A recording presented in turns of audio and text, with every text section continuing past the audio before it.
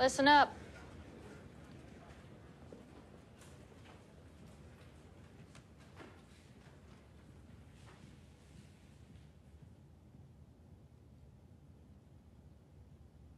I remember standing right over there when Gene Kranz put a hold on the countdown and called everyone in here before Apollo 11.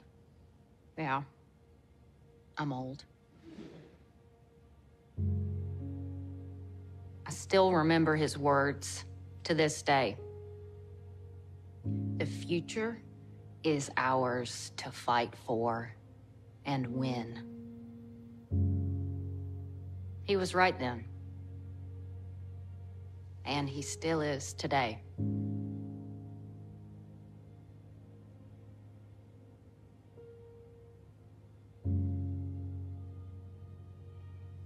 So I just wanted to say, what an honor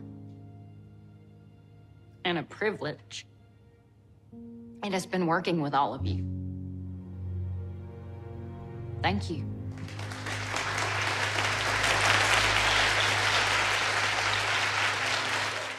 Built-in hold in 5, 4, 3, 2, 1. Holding. The count has been held at T-minus 2 hours. Flight Director Gene Kranz is now giving last-minute... Jim, I want you to bring in the backups and lock the doors. Cut the video and the mics. You got it, Flight?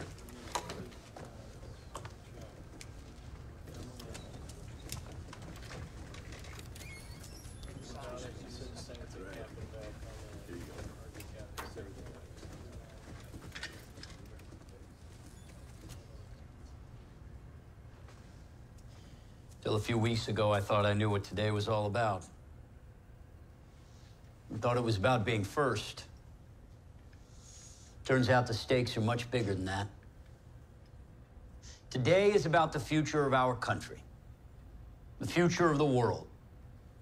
Because if we fail in our mission today, the United States will turn away from space, turn away from the future, bogged down by war, poverty, hatred.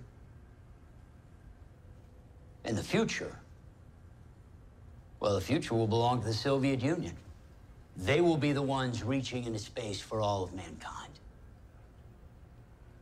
Now, I want you all to think about that for a moment. What that means for the future to look like the Marxist-Leninist way of life. But if we succeed in putting Apollo 11 on the moon, we're still in this thing, still in the race. The future will be ours to fight for and to win. We put a man on the moon today. I guarantee we are not stopping there. We're going to Mars, Saturn, the asteroids, the stars, deep space, the galaxy. And then we're getting answers to the big questions. Are we alone? Is there life out there? I am proud to be a member of this team. And I know that we will succeed today in our mission in putting 2 Americans on the moon.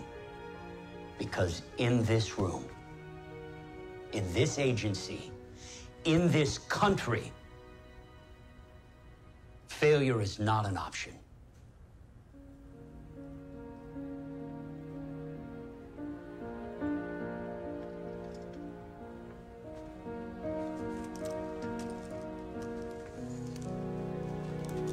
Kennedy, launch control, we are go for launch. Where we go? Come on in. Thank you.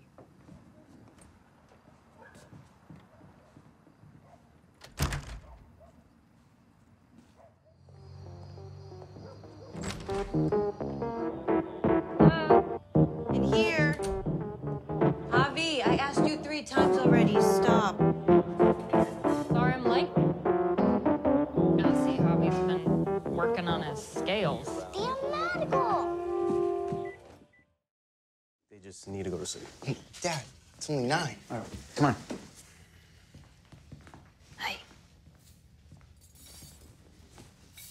Before you go, how about a little palate cleanser?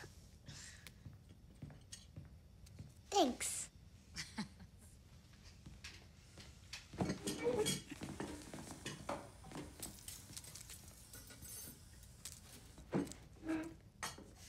Thanks. Best lawnmower on the planet. Built with cast iron butt axle and its direct drive. Before dinner? It's a palate cleanser. Tootsie, I got Tootsie. Hi, Margot. Hi, Victor. You and I, we could help build Brazil into a major space power.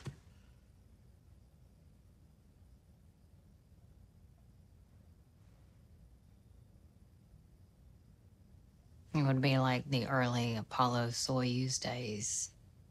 I suggest Soyuz, Apollo, for the sake of convenience. Niet. At approximately 0700 hours, the respective spacecraft will be in position, with the docking module mated to the Apollo command module. Soyuz will execute a 60-degree roll maneuver and then maintain attitude while Apollo maneuvers along the V-bar until contact and soft capture will complete the final docking procedure.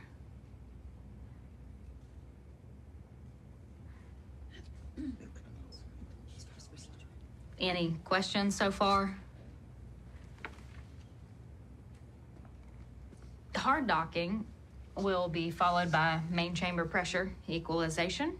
Astronaut 1 will enter the docking module from the Apollo craft and close their hatch. Astronaut 2 remains at the command module controls. From Soyuz, Astronaut 3 will open their hatch to the docking module, while Astronaut 4 also remains at the controls.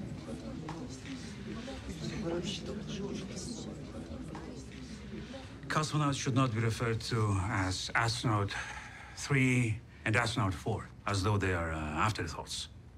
We would suggest cosmonaut 1 and cosmonaut 2. Sure. Sorry. The terminology is it's purely for the sake of convenience, but I will make that adjustment. We would also suggest Soyuz Apollo as the name of the mission, for the sake of convenience. Sorry.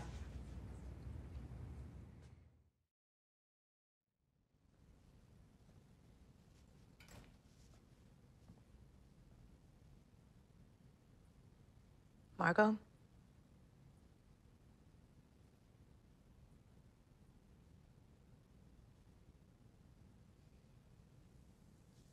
Berner and I used to sit up here.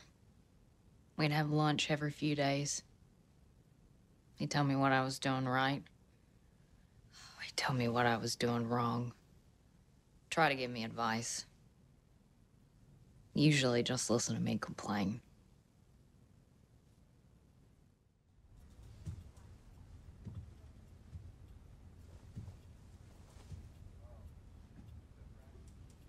The fault is yours. Why? Because it wasn't in my lane? Because you hesitated. I wanted to double check my answer. You knew the answer.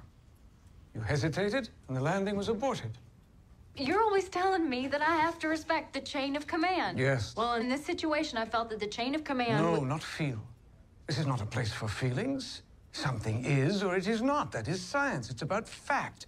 You had the facts on your side, but you felt intimidated. Yes? Yes? Yes. Well, that is the problem. You want to be a flight controller, to be Fido on a real mission. Then you must only do that which advances the work. Understand?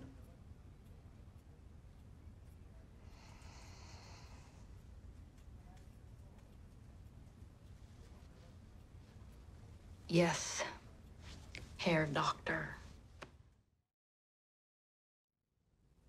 I was standing right there. Where you are now, after everything came out about what he did during the war.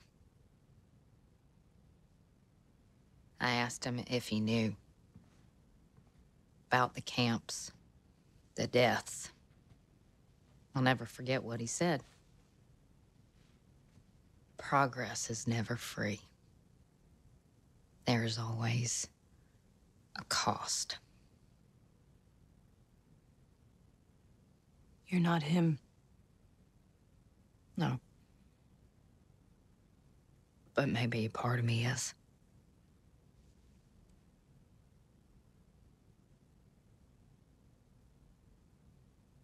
Margot, we really need your help in there.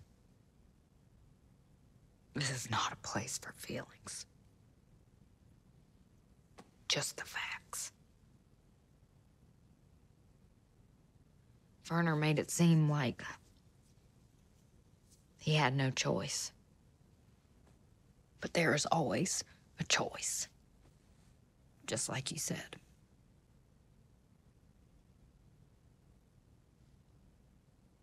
That asteroid comes to Earth, then the Mars program is dead. Just like Sergei said, maybe not this year, but soon. People up there, they don't care about Mars. They just care about themselves. Maybe. But if they succeed, then NASA, Roscosmos, and the M7 have no choice but to continue investing in Happy Valley. In the future of the space program.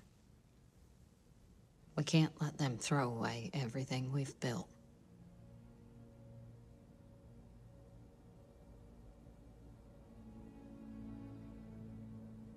Are you saying what I think you're saying? Progress is never free.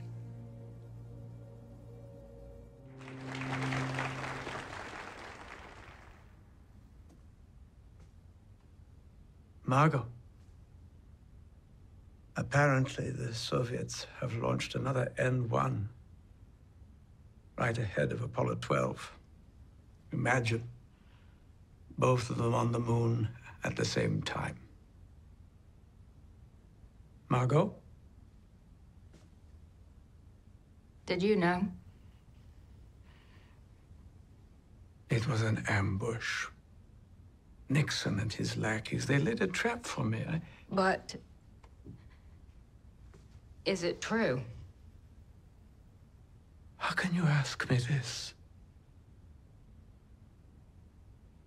Sit down, Margot.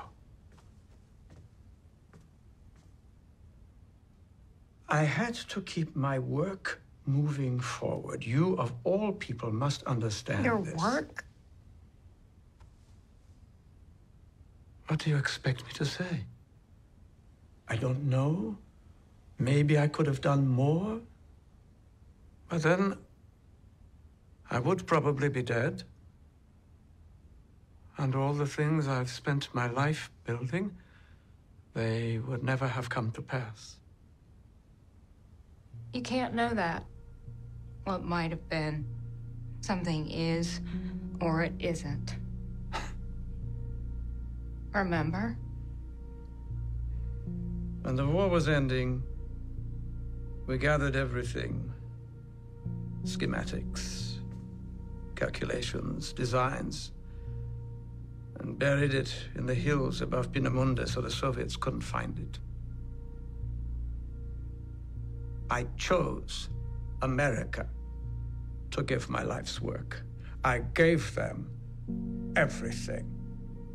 And now I'm an old man and no longer indispensable. They throw me to the wolves. Did you know?